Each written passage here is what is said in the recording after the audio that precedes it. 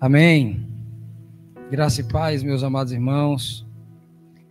Que o Senhor abençoe a cada um dos amados que aqui chegaram para adorar o nosso Deus, para louvar, sobretudo também para aprendermos a palavra de Deus. Hoje nós trouxemos um tema que também está dentro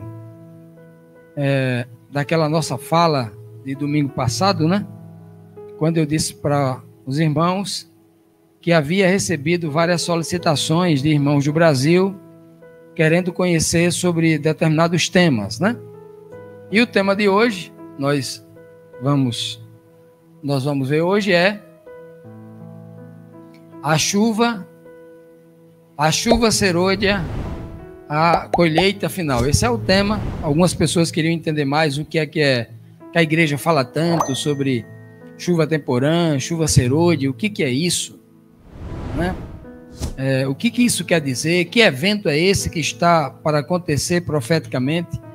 E em torno desse tema, a gente trouxe realmente essa verdade bíblica que é muito importante a compreensão não só para o tempo presente, mas principalmente porque dentro deste tema aí existem promessas especiais para os santos que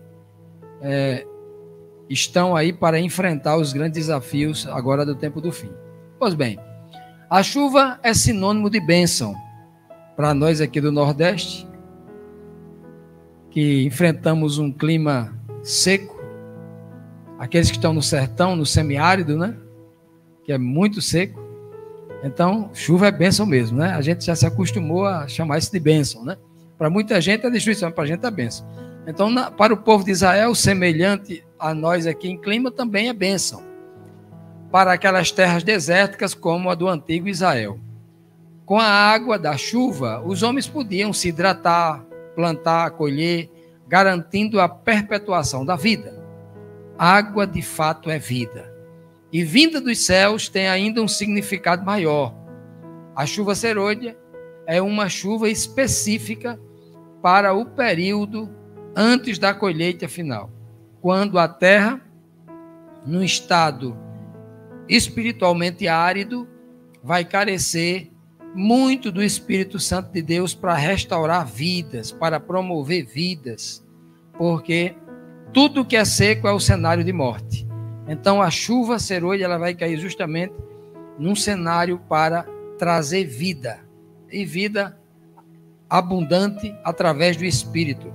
Cristo falou, olha, a carne para nada aproveita, mas o Espírito é o quê? É o que vivifica, a vida vem do Espírito. Pois bem, vamos como sempre tratar dos princípios. Qual o princípio bíblico que vai trazer essa questão à tona sobre a chuva? Chuva serôdia, chuva temporã, etc. Vamos ver. Com que linguagem o Senhor promete as bênçãos ao seu povo? Como é que o Senhor promete as bênçãos? Ele vai usar uma linguagem aqui, usar uma espécie de... Ele vai usar aqui uma linguagem de comparação para nos explicar isso. Que tipologia, né? Que tipo o Senhor usa para falar a forma como abençoaria o seu povo de forma física e também de forma espiritual? Como é que ele usa?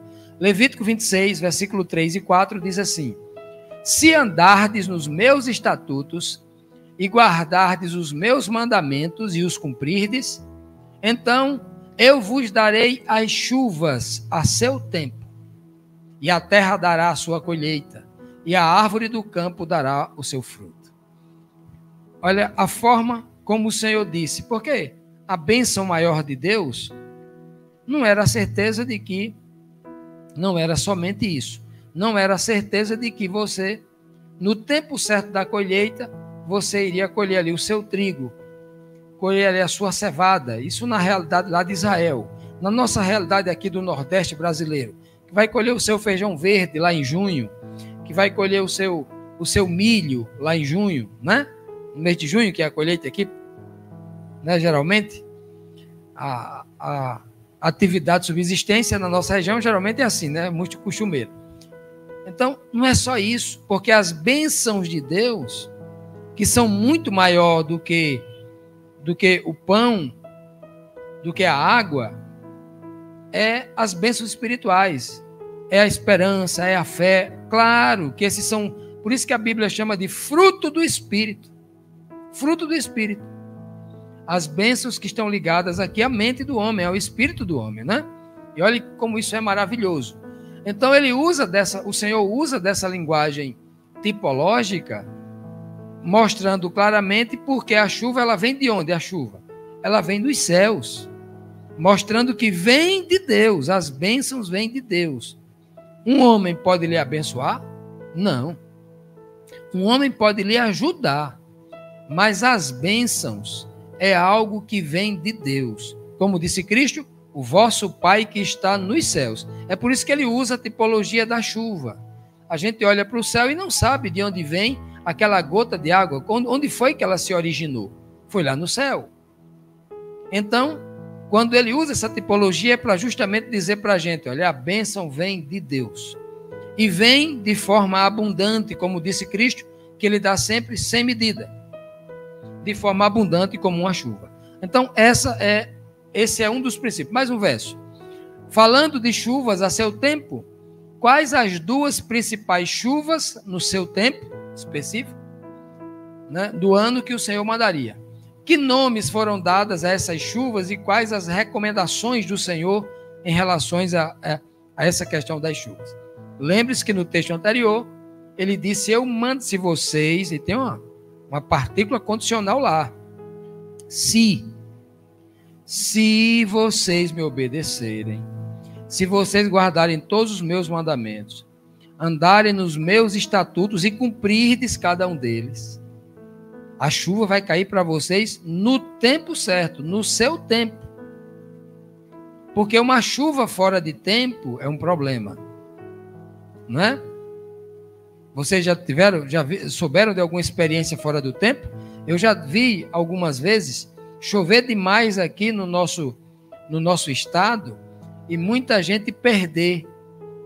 Porque choveu demais, não deu o sol na medida certa, ou então a chuva veio antes demais. Veio antes ou veio depois? A chuva tem que ser no tempo certo, né? Olha só. Diz assim, e será que se diligentemente obedecerdes aos meus mandamentos, sempre tem a partícula condicional aí, ó. Olha o se aqui, ó. Sempre tem, ó. Se. A Bíblia toda não existe uma promessa sem condicionante. Vou repetir que é para você não esquecer desse detalhe. Na Bíblia toda não existe uma promessa sequer que não tenha, no mínimo, uma condicionante. Por que é que eu estou lhe dizendo isso, antes de continuar a leitura do texto? Porque você vai encontrar muita gente por aí, nas praças, botando a mão na cabeça do povo, oferecendo cura, profecia, não sei o quê, dizendo, o Senhor... Não. O Senhor não vai lhe abençoar, nem vai me abençoar. Não é assim, não. A bênção comum que ele manda para o planeta todo está estabelecido. Ele manda sol e chuva para todo mundo. Porque Deus não quer o mal de ninguém. Agora, aquela bênção extra, da qual nós estamos falando, aquela bênção que vai fazer você prosperar espiritualmente e até materialmente, que é uma consequência natural. Essa daí tem condicionantes. Se não existe bênção de Deus especial para o filho, que ele está na desobediência. Não existe, não, pelo menos na Bíblia não tem. E eu desconheço na vida real. Se alguém conhecer aí, né, traga para a gente, porque eu desconheço. E será que, se diligentemente obedecerdes a meus mandamentos, que hoje vos ordeno, de amar ao Senhor vosso Deus e de servir de todo o coração e de toda a vossa alma, então darei a chuva da vossa terra a seu tempo, a temporã e a serôdia, para que recolhais o vosso grão e o vosso mosto e o vosso azeite. Mosto aí é vinho, né? 3 culturas especiais que eles tinham lá. O grão, que vinha do trigo, o mosto, que vinha da vinha, da plantação de uva, e o azeite, que vinha das oliveiras. Os 3, na verdade, aí nós temos aí três culturas ali praticamente sagradas para aquele povo. Continuando. E darei erva no teu campo para os teus animais, o pasto para o animal, e comerás e fartar-te-ás. Guardai-vos, que o vosso coração não se engane, e vos desvieis, e se vais a outros deuses, e vos inclineis perante eles. Veja que recomendação muito clara o Senhor faz aqui. É muito clara. Diz, olha, estou dando a condicionante, se vocês guardarem os meus mandamentos, se vocês cumprirem, segundo o que eu estou dizendo, eu vou abençoar vocês. Mas eu vou abençoar vocês de tal forma, veja que tudo isso que está no Antigo Testamento aqui, olha, sempre é uma bênção literal, material, para que no Novo Testamento nós encontremos isso numa linguagem espiritual mais profunda. Não que Deus esqueça de abençoar o homem materialmente, não é isso. É que toda essa linguagem tipológica, na Nova Aliança, ela ganha uma aplicação espiritual mais profunda. Por exemplo, no texto anterior, na tela anterior, nós vimos aí o pão. Eu darei o pão a vocês. O mosto e o que mais? O grão, desculpa, pão não, o grão que faz o pão. O grão do trigo, que vai amassar, fazer a farinha para fazer o pão. O mosto, que era a alegria dos homens, que era o vinho. E o que mais? O terceiro? O azeite. Servia para tudo o azeite. Para curar a doença, para ungir, para fazer o pão, para fazer frituras, inclusive, todo tipo de comida. Azeite servia para tudo o azeite. O Senhor disse que daria tudo isso para o povo se o povo obedecesse. Pão, o grão, é símbolo de quê? Nem só de pão vive, mas de toda a palavra.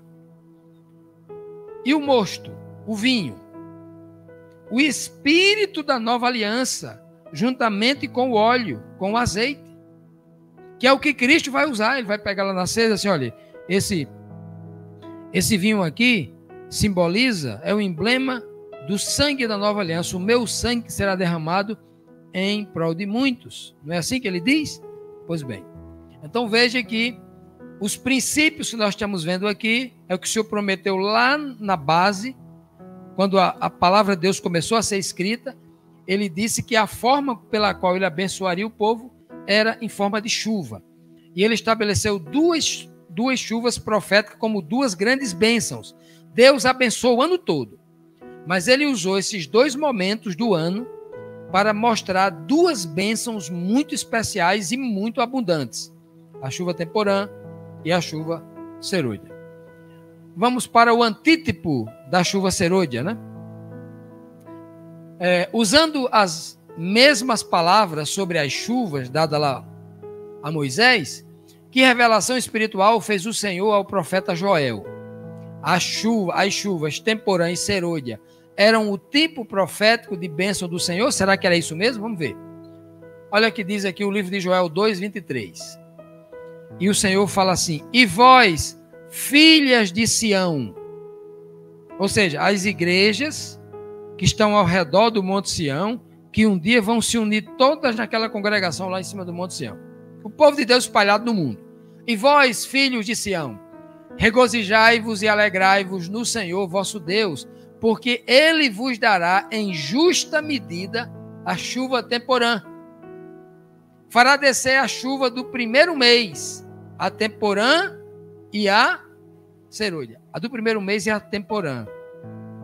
A do último mês da colheita é a serôdia. Do último mês não. Do tempo certo da colheita, né? Que a chuva temporã, ela é a chuva do outono. É aquela que prepara o plantio da terra. Como essa aqui no nosso... Nós temos um costume aqui, né? Um costume da tradição católica no nosso estado, no país. Aqui no Nordeste é muito forte. Que se chover no dia... Acho que é 19 de março agora, né? 19? 19 é 29, é 19, né? Se chover que é dia de São José, não é isso? 19 de março. Se chover agora no dia 19 de março, é um sinal, é um aviso de que o ano vai ser bom de chuva. Não é essa a tradição? A lenda que tem? Pois bem. Então, vejam só. Então, essa tradição de que é justamente o anúncio das primeiras chuvas. Essas chuvas que nós estamos tendo agora, que deu aí no mês de fevereiro, janeiro, fevereiro, essas chuvas fortes que passam logo, são fenômenos inerentes à variação climática do El Niño aqui. Mas a chuva temporã, para nós aqui do Nordeste brasileiro, é essa que acontece a partir ali do dia 19, 20, de 19 a 25 de março. Essa é a chuva temporã. É essa chuva que avisa o homem do campo, dizendo assim, ó, prepare a terra, que vai chover. A chuva temporã é aquela do tempo certo em que você vai, né? A terra está pronta para receber o grão. A chuva temporã, certo? A serôdia é a segunda. Primeira temporã, depois a serôdia. E há de ser, isso foi o verso 23, agora o verso 28. Agora ele vai pegar o que ele falou lá de chuva literal e agora ele vai transformar no antítipo. Olha o que diz o verso 8. E há de ser que derramarei, ele estava dizendo que vai derramar chuva temporã em serôdia, chuva literal. A chuva que cai no mês de março e a chuva que cai lá no mês de junho, né? Aqui pra gente. Aqui ele já está dizendo o seguinte, ó. E há de ser que depois daqueles dias derramarei o meu espírito, já não é mais chuva, agora é espírito, sobre toda a terra. E os vossos filhos e as vossas filhas profetizarão. Olha os frutos quais são. E os vossos velhos terão sonhos, e os vossos jovens terão visões. Então, o Senhor usou um tipo de chuvas literais para falar de bênçãos materiais, para aplicar a um tipo de chuva espiritual do Espírito, em duas fases, serôdia, temporã e serôdia, mostrando que ele ia derramar o seu Espírito em dois momentos. Na chuva temporã e na chuva serôdia. Como o Senhor revelou esse evento profético ao profeta Ezequiel, por exemplo. O que a chuva espiritual faria com o povo de Deus através de Davi? Olha o que diz o texto. Ele diz assim, ó, eu, o Senhor, serei o seu Deus, e o meu servo Davi será o líder no meio delas, né, do povo. Eu, o Senhor, farei uma aliança de paz com elas e a deixarei a terra livre de animais selvagens para os que possam com segurança viver no deserto e dormir nas florestas. Eu as abençoarei e abençoarei os lugares em torno da minha colina, o Monte Sião, né? Na estação própria, ou seja, no tempo certo, farei descer chuva. E haverá chuvas de bênçãos. Já não é chuva de águas, é de bênçãos. E ele disse que era através de Davi. Que Davi? Na profecia ele está apontando para Cristo, o filho de Davi, através dele. Ó. As árvores do campo produzirão o seu fruto. Quais são as árvores do campo na tipologia? Não são as pessoas? Quando o Cristo disse, eu sou a árvore da vida. Quando o cego abriu os olhos, e você vê o quê? Eu vejo pessoa como árvores. Na parábola do Jotão, as árvores se reuniram para eleger para si um rei. Quem já viu árvores se reunir, árvore conversar uma com as outras e eleger um rei? São pessoas, não é isso? Pessoas. No livro de Daniel, Nabucodonosor tem uma visão de uma grande árvore e o texto diz, você é esta árvore, não é? Pois bem, então, ó, e o Paulo vai dizer que nós, tocados pelo Espírito, produzimos o quê? O fruto do Espírito, que ele divide em 9 partes, ou em 9 frutos, ou em 9 virtudes, produzirão o seu fruto, e a terra produzirá a sua safra. O povo estará seguro na terra. Eles saberão que eu sou o Senhor, quando eu quebrar as cangas do seu jugo e livrá-los das mãos daqueles que os escravizam. Veja que, quando o Senhor mandava o fruto, de forma literal, antigamente, que o povo tinha abundância de comida, eles não ficavam na mão de outras pessoas.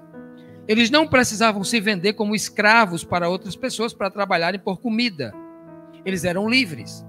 Da mesma forma, no sentido espiritual, no antítipo, Quando nós temos abundância de palavra, abundância de comida, abundância de conhecimento da verdade, nós não ficamos presos à mão de ninguém, de nenhum líder religioso, de nenhuma instituição, porque você tem comida em abundância. Os dois sentidos, eles se harmonizam perfeitamente. O tipo e o antítipo, o literal e o simbólico. Chuva temporã, vamos para a chuva temporã ali, que é o início de tudo. A profecia da primeira chuva se cumprindo, né? O antítipo se cumprindo, lá no início, onde começa o plantio, porque a chuva, como eu falei, chuva temporã é aquela do plantio, é a primeira que cai agora, né? O início da igreja cristã é marcada por qual evento onde o Espírito Santo é derramado sobre os discípulos de Cristo. Olha o que o texto diz aqui. Mas isto é o que foi dito pelo profeta Joel. Isso aqui é Pedro pregando no capítulo 2 de Atos. Pedro pregando cheio do Espírito Santo, quando ele acabou de receber a chuva temporã na cabeça dele lá, ó. Mas isto é o que foi dito pelo profeta Joel. Nos últimos dias acontecerá, diz Deus, que do meu Espírito derramarei sobre toda a carne, e os vossos filhos e as vossas filhas profetizarão, e os vossos jovens terão visões, e os vossos velhos sonharão sonhos, e também, olha aí, uma partícula aditiva aí, e também do meu Espírito derramarei sobre os meus servos e as servas naqueles dias e profetizarão. Veja que Pedro, nesse texto aqui, ó, ele está no texto anterior, ele está falando do que aconteceu, está acontecendo naquele momento ali com ele. Ele e os outros 11 discípulos estavam dentro de uma casa com medo do Império, do Império Romano ali, sob a tutela dos líderes religiosos em Jerusalém. Estavam com medo. De repente vem um vento impetuoso, aquele vento que anuncia a chuva forte, né? Aquele vento impetuoso. E de repente se viu umas línguas de fogo na cabeça, tipo uma vela, pareciam umas velas, homens com língua de fogo na cabeça, como uma lâmpada que foi colocado azeite dentro dela e agora uma chama de fogo na cabeça. Os 12, saíram para fora da casa, era Pentecostes, Jerusalém estava cheio de gente de tudo que era nação do mundo.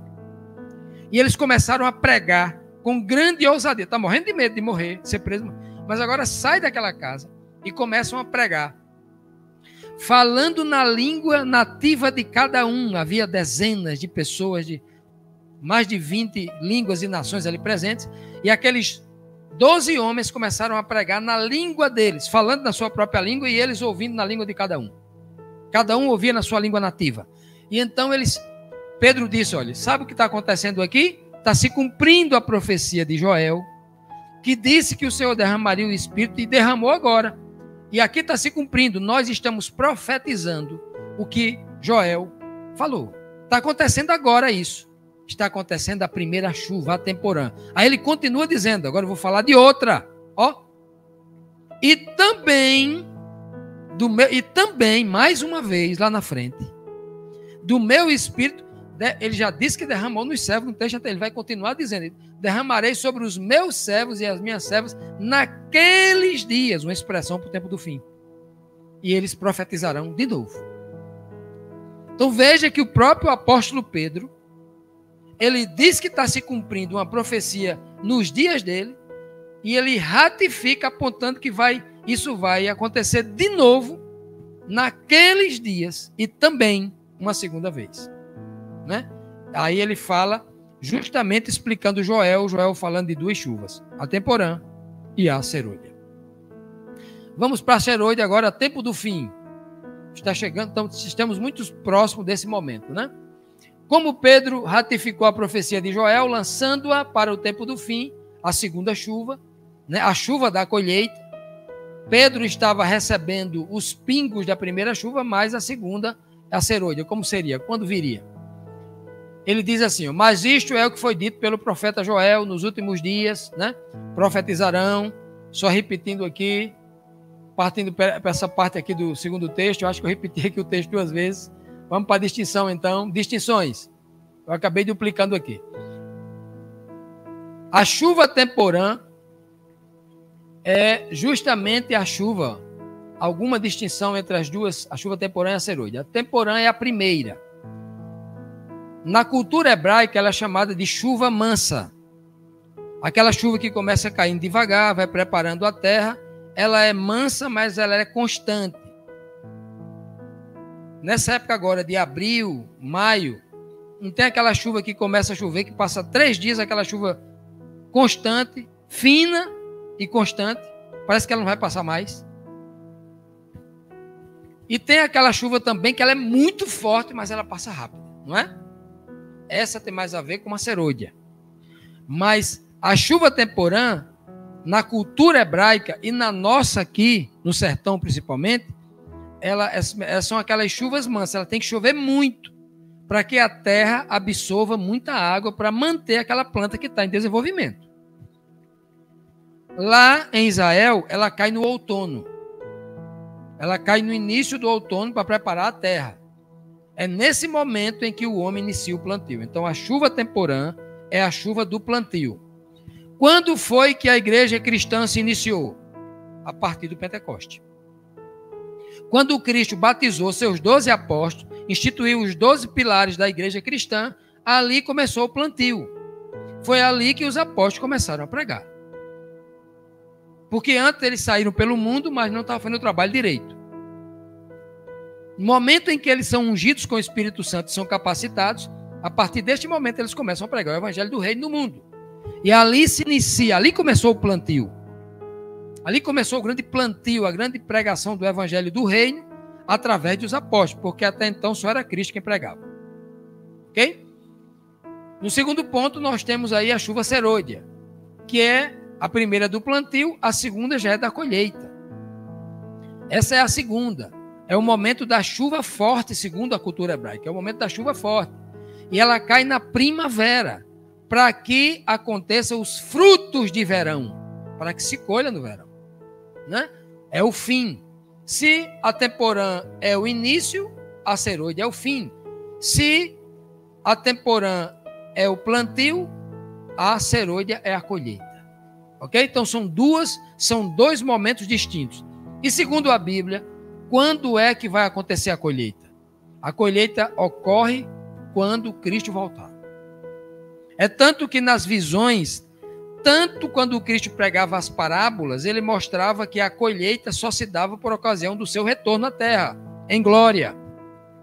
Parábola, por exemplo, do joio e do trigo. Os discípulos começaram a plantar, a lançar semente. Temporã. E então eles perceberam que cresceu um joio no meio do trigo. E eles disseram, vamos tirar o joio? Tira não. Porque você não pode tentar tirar o joio, porque vocês podem correr o risco de arrancar o que também? O trigo junto com o joio. Porque você só sabe quem é joio e quem é trigo na maturação. Essas duas árvores crescem juntas, as duas plantas crescem juntas. E também apresentam seus frutos ou não juntas, no mesmo tempo. O trigo apresenta o cacho de fruto e o peso do trigo ele quebra com o peso. O joio não, continua em pé porque ele não tem fruto. É nesse momento em que você colhe. A parábola ela é fantástica. Por que Cristo diz isso? Porque no início da pregação da igreja cristã pelos apóstolos, nesse intervalo entre o plantio e a colheita, entre a primeira chuva e a segunda, o diabo ia jogar a apostasia, ia jogar falsa doutrina, coisas que não tinham frutos espirituais. Haria intervalo. E é por isso a necessidade, principalmente, de que o Espírito Santo seja derramado de novo, porque entre uma chuva e outra aconteceu uma apostasia. Aconteceu Paulo vai dizer, não é assim que Cristo volta, não. Antes tem que acontecer a apostasia, disse o apóstolo Paulo. Não foi isso? Na igreja de Tessalônica? Pois bem, nós vimos aqui aquilo que é as distinções, a diferença entre a serôdia e a temporã, e agora vamos ver aqui as similaridades, as semelhanças. Vamos ver. Há muitas semelhanças entre as chuvas temporã e serôdia, quanto ao aspecto antítipo, quanto ao aspecto espiritual. Os acontecimentos proféticos são repetitivos para se cumprir um princípio escatológico descrito lá em Eclesiastes 1:9. O que aconteceu tornará a ocorrer, pois nada de novo existe debaixo do sol. Para que aconteça esse princípio. O que aconteceu, alguns acontecimentos lá nos dias da chuva temporã, lá com os apóstolos, esses acontecimentos espirituais precisam ocorrer novamente no tempo do fim. Homens poderosos como Pedro, cheio do Espírito Santo, Pedro, Paulo, né? Pedro, João, Tiago, também acontecerão agora. Então, vamos criar aqui duas linhas para a gente ver aqui as similaridades. Na temporã, a temporã, Jesus falou assim para aqueles homens que estavam com ele dentro da igreja: homens de pouca fé, até quando eu estarei com vocês? No tempo do fim, no momento em que a chuva deve cair, ele pergunta assim, ó: e porventura, próximo à volta do Filho do Homem, haverá fé na terra? Nos dois momentos, o povo está sofrido por falta de fé. Segundo, o Senhor disse lá para os apóstolos: eu vou com vocês fazer milagre, porque se não virdes sinais, não crereis. Olha o que Cristo fala para o tempo do fim. Quando ele derramar: bem-aventurados são aqueles que não me viram, mas crerão. Farão milagres maiores do que o que eu fiz.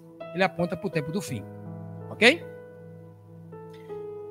No tempo de Cristo, a religião era dominadora, a religião dos sacerdotes, dos líderes religiosos, era uma dominação. O povo, lembra que alguns textos nós lemos aí, que diz assim: e o povo não falou que Cristo fez o milagre por medo dos judeus. Viram isso? Não tem vários versos falando assim? Nós já lemos alguns aqui, né? Era a religião de antigamente, o povo tinha medo de confessar Cristo como mestre, como Senhor e tal. Nos dias de hoje, a religião opressora também. Existe uma religião opressora? Diferente da outra, mas o produto, o resultado final é o mesmo.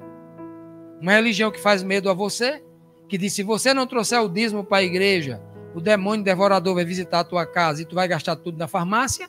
É a religião do medo, não é? Religião do medo, religião opressora que nós vivemos aí. E é uma opressão velada, disfarçada, escondida. É a pior que tem, porque o espírito acaba assimilando e fica feio, né? Nos dias de Cristo haviam falsos sinais e prodígios. Falsos sinais e prodígios. Ao ponto de João e Tiago chegar para eles e falar: Senhor, tem alguém lá na esquina lá, ó, fazendo milagres, expulsando demônio em teu nome. O senhor quer que a gente vá lá acabar com aquilo? Aí, não. Faça isso não. Então, haviam muita gente, não é só no tempo de Cristo. Nos dias de Moisés lá no Egito também, ele fez um sinal e os outros fizeram também, né? No tempo do fim, é um desafio ainda muito maior. Porque a Bíblia diz que um agente do dragão vai fazer até descer fogo do céu à vista dos homens. Eu estou aqui resumindo aqui, né? Resumindo aqui os sinais que irão acontecer para enganar o povo, né? Paulo vai falar de outros sinais, dizendo que os anjos de Satanás lá, os demônios de lá, os anjos caídos, se transfiguram em ministros da justiça, em pastores, em padres, em líderes religiosos, né? Líderes. E o próprio Satanás se transfigura até em anjo de luz para tentar enganar as pessoas. Então, são sinais que também devem ocorrer e muito mais agravado, num nível muito maior nos dias atuais, até pela quantidade de recursos que nós temos de palavra, de conhecimento. Então, essa ameaça ela vem muito maior. E se a ameaça vem maior, é necessário o quê? Que a unção da chuva seja maior. É por isso que a segunda chuva ela é forte. Ela tem que ser mais forte. É muito mais poder, é muito mais sinais miraculosos e potentosos que devem acontecer para combater uma ameaça muito pior, muito maior, que vem contra o Evangelho. A Bíblia diz que discípulos, lá na chuva temporã, os discípulos foram batizados e selados, né? Lá no Pentecoste. E na chuva serôdia também. O que marcou a chuva temporã foi justamente a chuva do Espírito, o batismo e o selamento dos apóstolos. O que vai marcar a chuva serôdia? O selamento do povo de Deus. né, o selamento dos santos para que eles preguem esse evangelho com poder e realizem os milagres que forem necessários ser realizados. Os discípulos, na chuva temporã, eles pregaram o evangelho do reino. O servo de Deus, no tempo do fim, vão ser ungidos e selados para pregar o evangelho eterno. Olha o paralelo como é perfeito aí com Apocalipse 14, né? Nos dias de Cristo, houve uma perseguição religiosa, senão todos a maioria dos apóstolos, né, 99% deles ali, morreram perseguidos ali, uns decapitados, outros espancados, outros, né, Pedro crucificado e tantos outros lá. Então, houve uma perseguição religiosa, justamente em decorrência desse poder espiritual que caiu sobre eles e afrontou a religião e os poderes estatais. Do mesmo jeito, no tempo do fim, acontecerá a perseguição religiosa aos santos, justamente porque eles foram capacitados de um poder e a pregação deles vai incomodar tanto, principalmente, quem vai pedir a cabeça deles ao Estado é a liderança religiosa, para que se repita na íntegra e com precisão o que aconteceu no passado. Haverá tempos de angústia, no tempo lá de Cristo, lá houve tempos de angústia, e no tempo do fim haverá um tempo de angústia qual nunca houve. É por isso que a chuva tem que ser forte. O poder da chuva sobre os ungidos, o que é que essa chuva serôdia vai trazer sobre os ungidos, assim como trouxe a chuva temporã sobre os apóstolos lá do passado.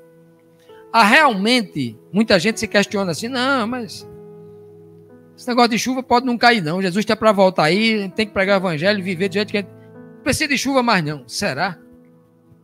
Você acha que a gente tem condição, do jeito que estamos vivendo, de fazer essa obra que tem que ser feita sem um poder? Eu não acredito.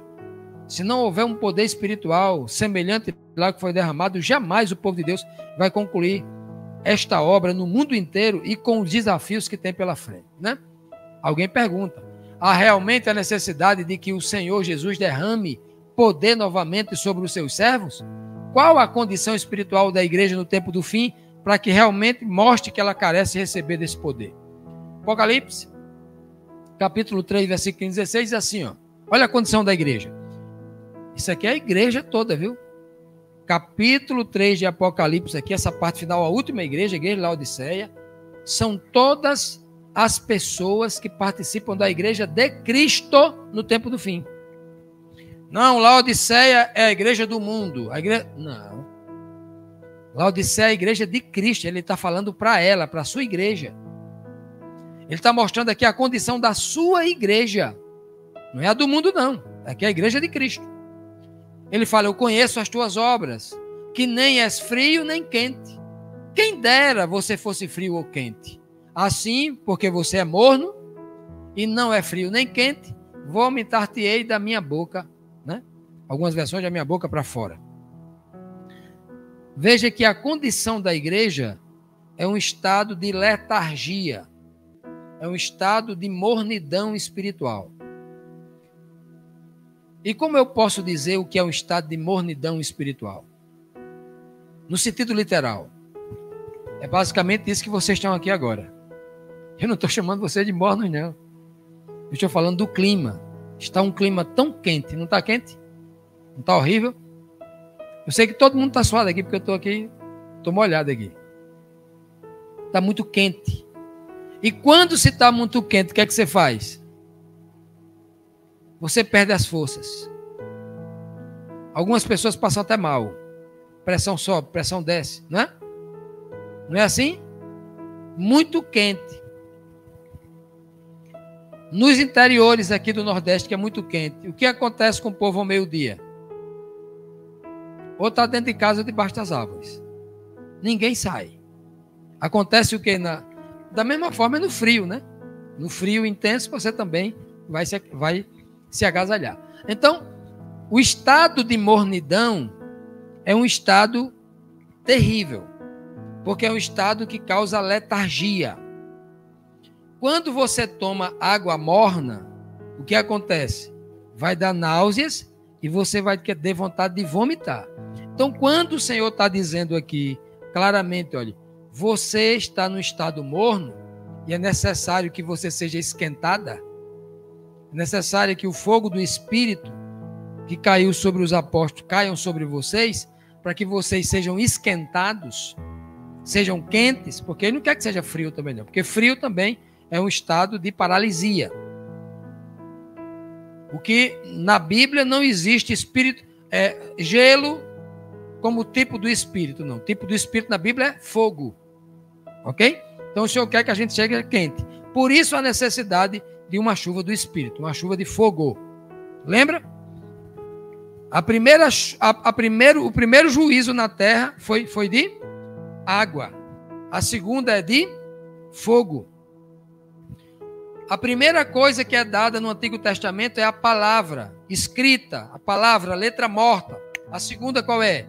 Uma palavra espiritual, o entendimento no Espírito. Não é isso? Sempre é assim. Digo-vos que, olha o que diz, o que Cristo disse. Digo que vos depressa lhes fará justiça. Quando, porém, vier o Filho do Homem nas nuvens dos céus, porventura ele achará fé na terra? Quando estiver muito próximo ao aparecimento do Filho do Homem, o retorno dele à terra, será que vai ter fé no coração das pessoas na terra? Olha a pergunta que Cristo está dizendo. Olha a necessidade. Quando ele fala fé na terra, ele está falando na terra inteira, inclusive dentro da igreja dele.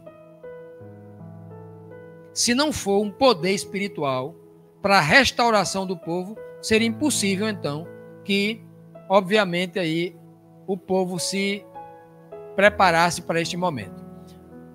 Há realmente essa necessidade? Qual o cenário de ameaça à fé verdadeira no fim dos tempos para os santos, que estão carentes de poder para enfrentar esses grandes obstáculos, essas ameaças?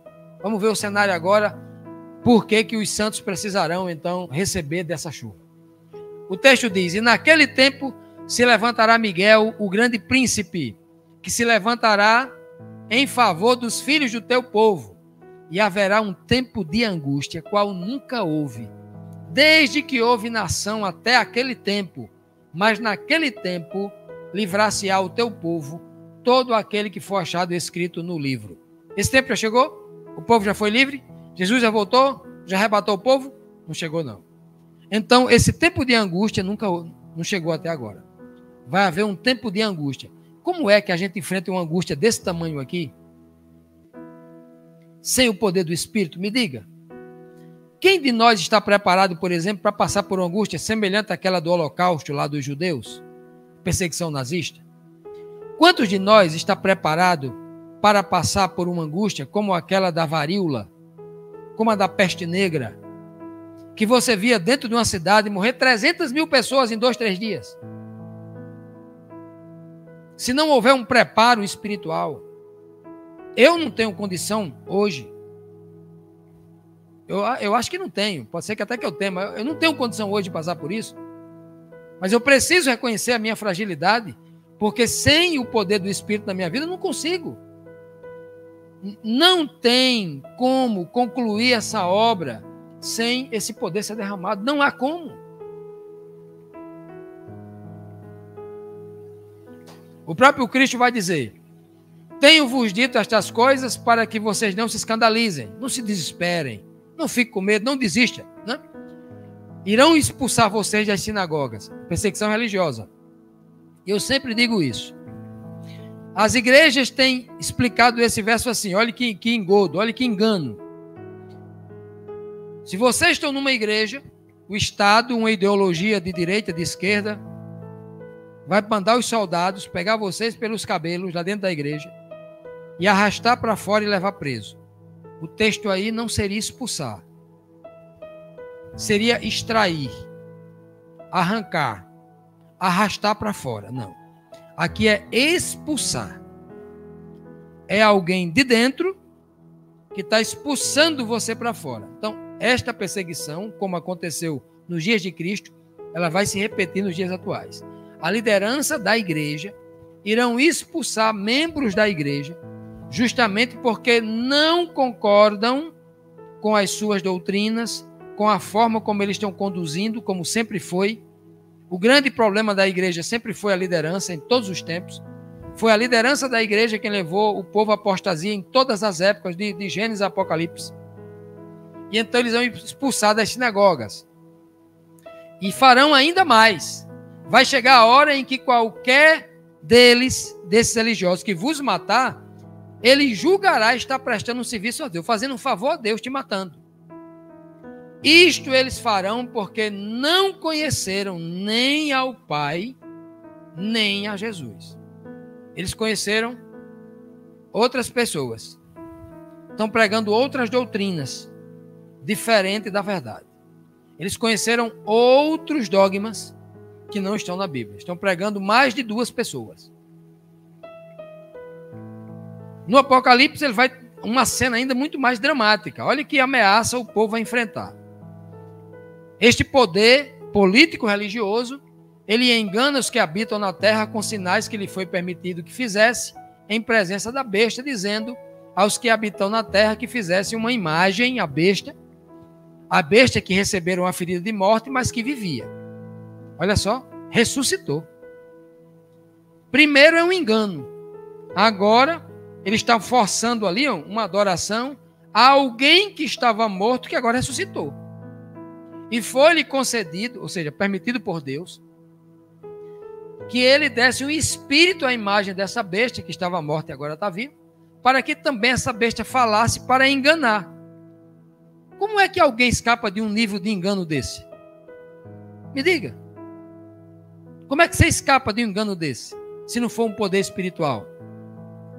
As pessoas são enganadas por qualquer vídeo de internet hoje, porque tem 1 milhão de vídeos de internet aí sensacionalistas, que as pessoas acreditam em tudo.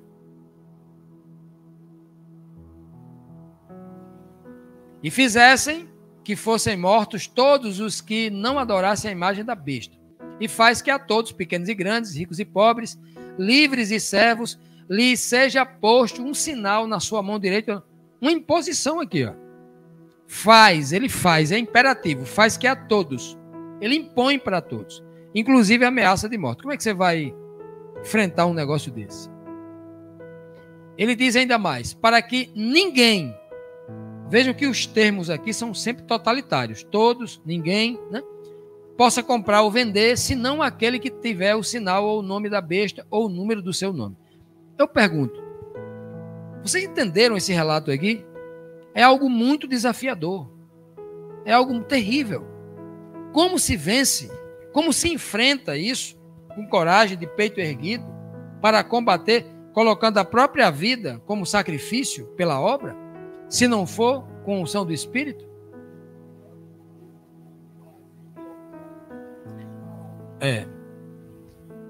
Na verdade, sem ameaça o povo já transgride, já desobedece. Imagine com um incentivo desse. Se não for o poder do Espírito, é impossível. O tempo da chuva serôdia, vamos partir para a nossa conclusão. Haverá um tempo determinado para que a chuva caia, seguindo um tipo que já aconteceu lá no passado, que, né, vem acontecendo na natureza. Vejamos os exemplos das últimas testemunhas no tempo do fim. Olha só, existe um tempo exato em que ela vai cair? Existe. Vamos ver. Olha o que diz Tiago no capítulo 5, versos 17 e 18, ele diz assim, ó, Elias era um homem sujeito às mesmas paixões que nós. A gente olha o profeta Elias, né, acha que... Mas era um homem como a gente. E quando Elias orou, ele pediu que não chovesse. E por 3 anos e 6 meses não choveu sobre a terra de Israel. E orou outra vez, a segunda vez, outra vez, e o céu deu chuva, e a terra produziu seu fruto. Então veja que na linguagem de Tiago aqui, trazendo um tipo à tona, e preparando este tipo para um outro antítipo no tempo do fim, ele usa Elias como uma testemunha, aquele homem que está ligado diretamente à chuva, chover sobre Israel para trazer a chuva no tempo certo, num período de 3 anos e meio. A profecia de Apocalipse 11 diz exatamente isso, que a chuva serôdia cairá no período de 3 anos e meio. É o tempo em que os santos pregarão o evangelho eterno no mundo. As duas testemunhas, olha, Apocalipse aí, ó. 11:3 diz assim, o Senhor diz, eu darei poder às minhas 2 testemunhas. Apocalipse 11. E elas farão o quê? Segundo a Bíblia, elas profetizarão quando? Segundo o que Pedro e Joel disse. Derramarei o meu espírito sobre, os meus servos e eles profetizarão. Profetizarão quando? Quando a chuva cair. Então, darei poder às minhas duas e elas profetizarão por quanto tempo? 1260 dias vestidas de saco. E 1260 dias é quanto tempo? 3 anos e meio. Exatamente o que foi dito por Tiago, o que é dito lá em Reis. Que Elias disse para Acabe, só vai chover agora quando eu disser que vai chover. E 3 anos e meio depois, justamente, é que chove. E cai a chuva no tempo certo, né? Olha o que continua dizendo Apocalipse 11 sobre essas duas testemunhas. São aqueles ungidos no tempo do fim pela chuva serôdia para pregar o evangelho. E se alguém lhes quiser fazer mal a essas duas testemunhas, fogo sairá da boca. Olha, as testemunhas não são dragões para cuspir fogo. Essas duas testemunhas, a gente só dá o que tem. Se sai fogo da boca é porque elas receberam fogo do céu. Fogo de Deus. Fogo da chuva, do Espírito. Não é? E aí, sai da boca porque é o Espírito inflamando a pregação poderosa. E o fogo que sairá da boca devorará os seus inimigos, convencerá. E se alguém lhes quiser fazer mal, importa que assim seja morto. Estes têm poder, estes quem? As duas testemunhas. Tem poder para fechar o céu para que não chova nos dias da sua profecia. Será que eles têm poder? E de onde vem esse poder? Da chuva. E tem poder sobre as águas para convertê-las em sangue, assim como fez Jesus lá em Caná da Galileia, água em vinho, como fez Moisés lá no Egito, água em sangue, né? E para ferir a terra com toda a sorte de pragas, vão profetizar as pragas todas quantas vezes quiserem. Então veja, a necessidade da chuva serôdia para trazer poder ao povo de Deus, as duas testemunhas, 144 mil, aqueles que vão pregar o evangelho eterno no tempo do fim, é uma necessidade real diante de todas as ameaças, de todos os obstáculos que serão postos neste mundo para que o homem não conheça a verdade.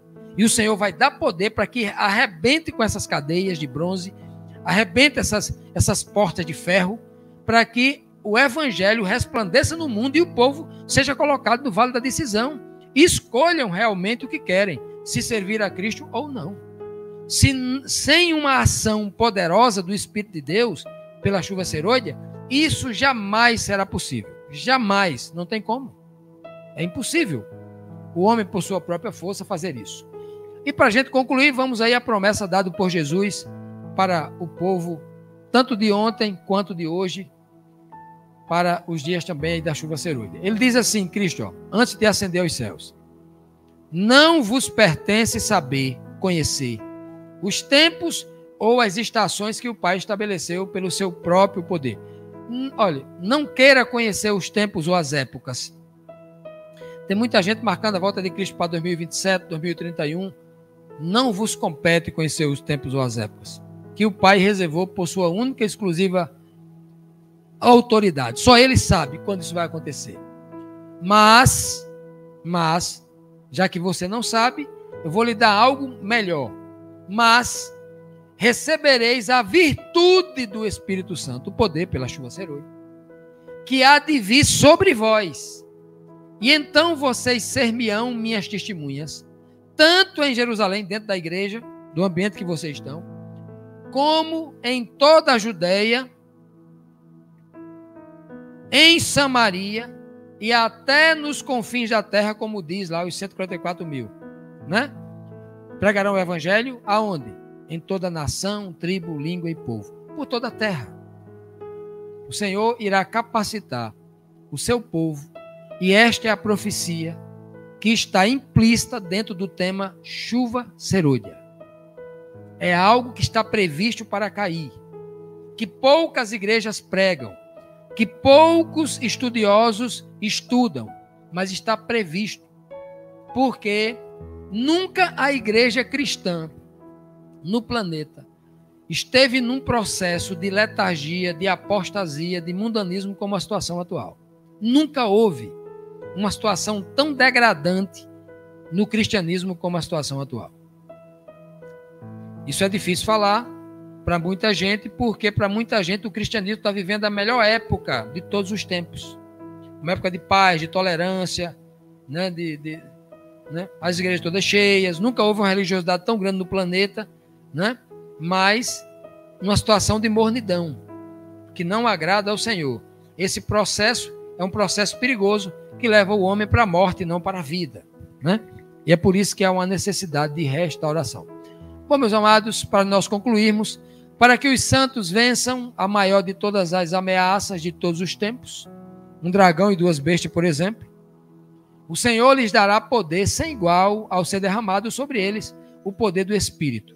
O Espírito será derramado como chuva de poder, né? E a terra será iluminada com a glória de Deus, para que o planeta seja inundado com a verdade. Você também quer receber desse poder? É importante que nós queiramos, né? Que o Senhor nos abençoe, que o Senhor abençoe cada um de vocês, cada um dos irmãos que nos acompanham do mundo inteiro aqui pela internet, possa tocar no coração de vocês e derramar essa chuva quando chegar a hora.